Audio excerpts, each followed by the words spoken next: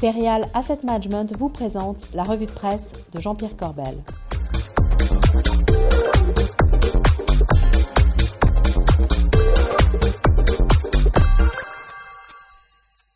Bonjour, c'est mardi, c'est la revue de presse avec Jean-Pierre Corbel. Jean-Pierre, bonjour. Hello Bogdan, ça va? Et vous, ça va? Ouais, ça vous dirait une petite action de groupe tous les deux, non? C'est quoi ça?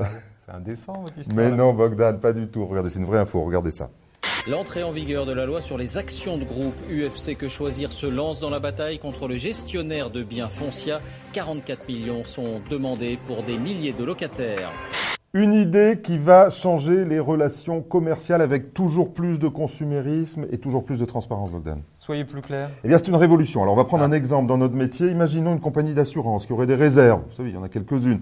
Et qui déciderait de reverser ces réserves plutôt aux nouveaux clients, plutôt qu'à ceux qui les ont fait, c'est-à-dire les anciens clients.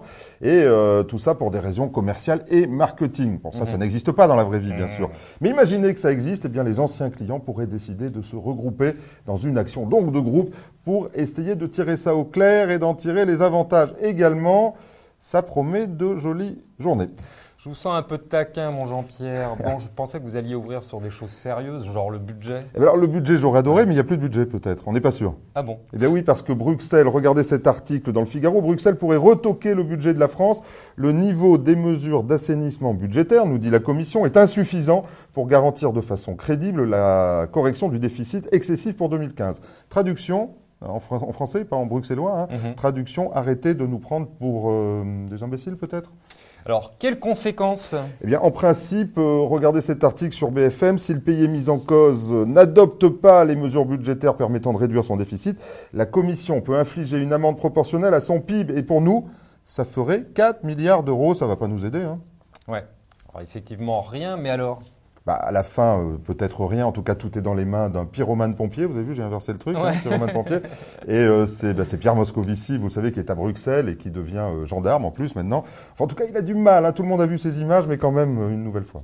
Je m'engage donc devant vous à faire respecter nos règles budgétaires par tous les États membres. Vous pouvez compter sur moi pour être un arbitre.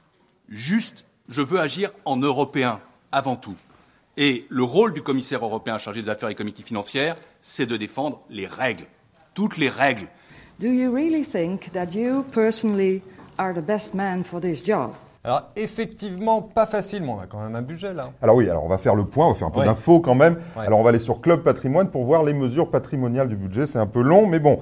Outre la suppression, on le sait, de la première tranche de l'IR, on en a beaucoup parlé, la mesure phare tient dans le nouveau dispositif Pinel, avec la possibilité de louer des logements bénéficiant d'un régime de défiscalisation à ses descendants ou ascendants.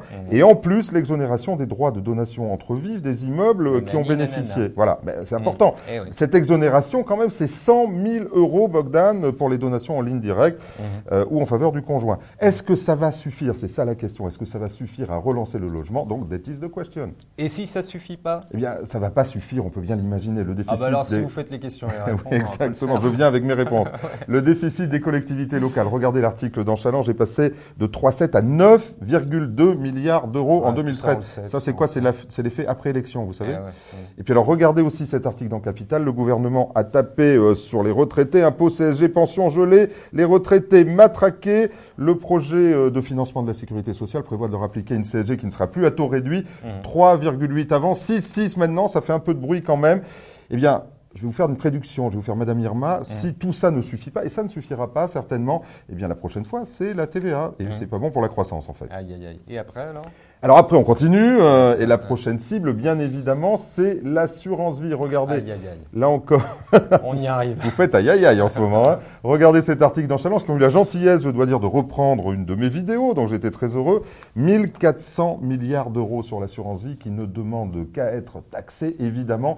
On imagine bien qu'on ne peut pas ne pas y penser à Bercy. Et les bruits courent, Bogdan.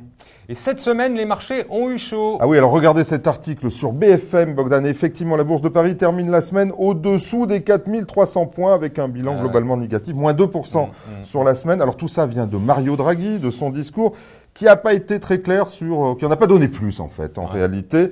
Et le président de la le président de la BCE n'a pas livré plus de détails que ça.